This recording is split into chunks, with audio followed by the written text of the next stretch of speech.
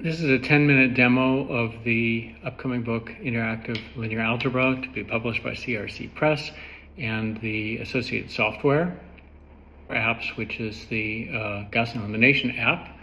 And this is intended to allow students to do Gaussian elimination much more quickly, so they can practice more, and also so they can start to see patterns unfolding and develop mathematical instincts.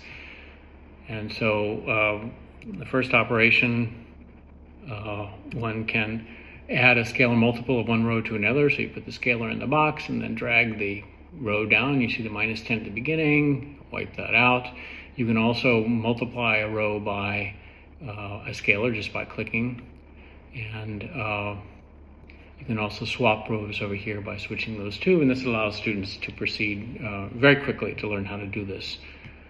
It takes almost no time in the classroom to get students going with that. There are some apps related to, well, there are almost 75 apps now. I've just put the links into the PDF because the ebook is not ready yet. The ebook will have links within it. The hard copy will just have those QR codes to the main website. I want to take a moment to point out that this text is fully rigorous. This is the theorem that the reduced echelon form of any matrix is unique. Most texts just barely mention this in passing. A few of them prove it, a few of them wave some hands. The reason this is proved rigorously is because uniqueness is extremely important in mathematics, and it's very important actually to this book in many different ways. So a process like finding parameterized solutions for a system that has infinitely many solutions is, again, very tedious, complicated, a lot of low-level stuff where things can go wrong, and so you can't really ask students normally to practice many of those, and so they don't learn the process as well. Here, already at this point, the student has learned to go back and forth between matrices and systems, and so they now get a button that just says create the matrix. At this point, the student already knows pretty well quickly to do Gaussian elimination, and so there's a reduce matrix button, and then now they can decide which of the answers one has there, and of course you see their infinitely many solutions, so they click on that, and now they're going to create the parameterized system, parameterized solutions. And so they then click a button to get the equations corresponding to the reduced matrix back, and then they're asked to select the variables, the free variables that correspond to free columns, and you can examine that and see that C and E. Go from there, okay, and then now they're going to continue with creating the parameterized solutions, and here they're going to just enter in, for example, the right-hand side for A is going to be 5 minus R, and B is going to be 2 plus 2s. Again, in the interest of time, I won't enter all these, but once they've entered those and hit the button, then they can write the solution as a constant solution. I want to pull up the LU factorization. Again, I won't have time to go through it all, but the point is that this actually allows students to think about the relationship between elementary matrices and the row operation. So here, always add a scalar multiple of a row to a row that's below it.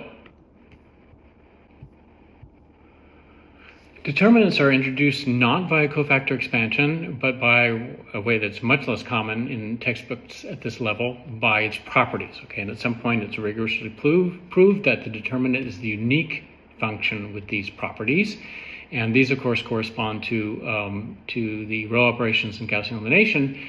And so determinants, then the student begins by finding them using Gaussian elimination.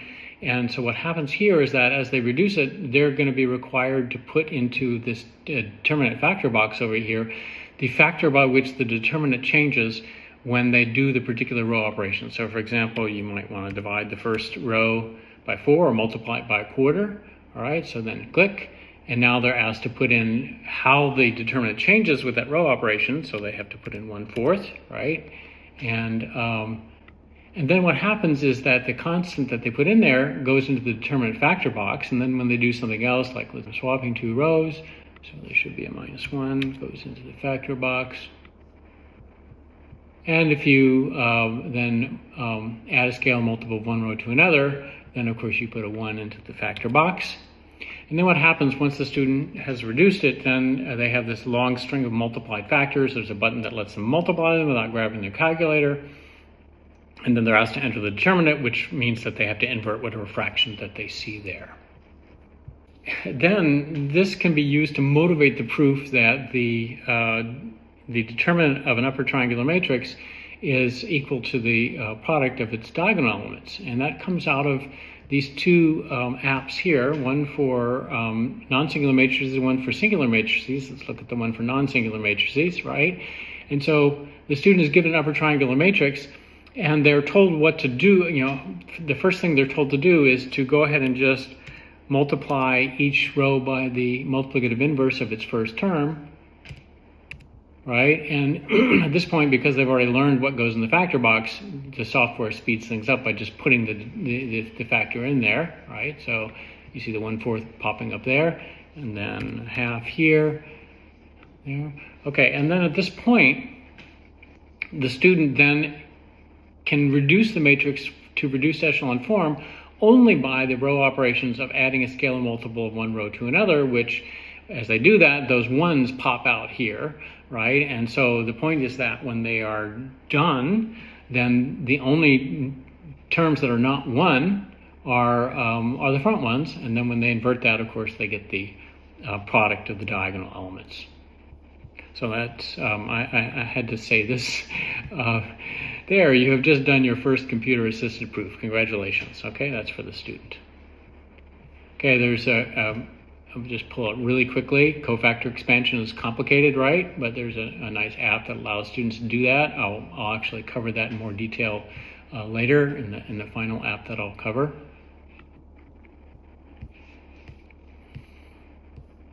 So I've included this section here because multilinearity, which is often just called row additivity, but it's much more important than that, is carefully proved in the text in all its glory. And again, depending on your class, if you don't want to do any proofs, you don't have to do any proofs. You can just skip them. If you want to do a little bit of proofs, then fine, you can do that. Or if you want to really make a proof-based class where students are learning how to do proofs, you can do that as well. And for that purpose, there are a lot of exercises that are just asking students to fill in details or prove certain cases, right? Finish the proof. Again, here, for example, for each equals in the above calculation, state the reasons, okay? And so then they have to go through and do that.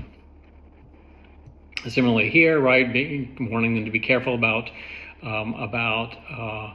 circular reasoning, because this is part of the proof that cofactor expansion is an alternative way to get the determinant, and so they can't compute the determinant of that matrix using cofactor expansion. They have to use row operations to do so. So the last app I want to put up here is the finding eigenvalues, and so they already know how to subtract matrices, right? So you just put in the corresponding terms that give you the particular slot in the matrix that you're interested in, right? So I'm just going through and clicking the corresponding ones on each side, boom, boom. Okay, and again, the reason for students to do this, see, I made a mistake. Okay, I'm going for this one instead. The reason to make students do this is, again, because the process sinks in better if they actually see it happening and somehow participating in it. It's a little tedious, but not too bad. And it's certainly way less tedious than actually doing it by hand.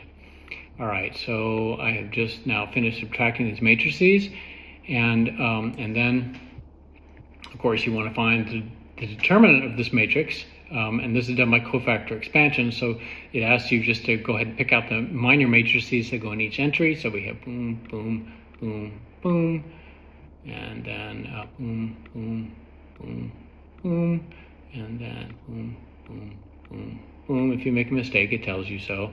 And then it creates the expression, right? So it does all this algebra to get this monster-looking expression, and then simplify and factor it, okay? And then there you see the characteristic polynomial. And again, the point here is that you can tell a computer to do this, but then the characteristic polynomial pops out without any work, and you don't see what's happening, what leads to that. And then they're asked to enter the eigenvalues in ascending order.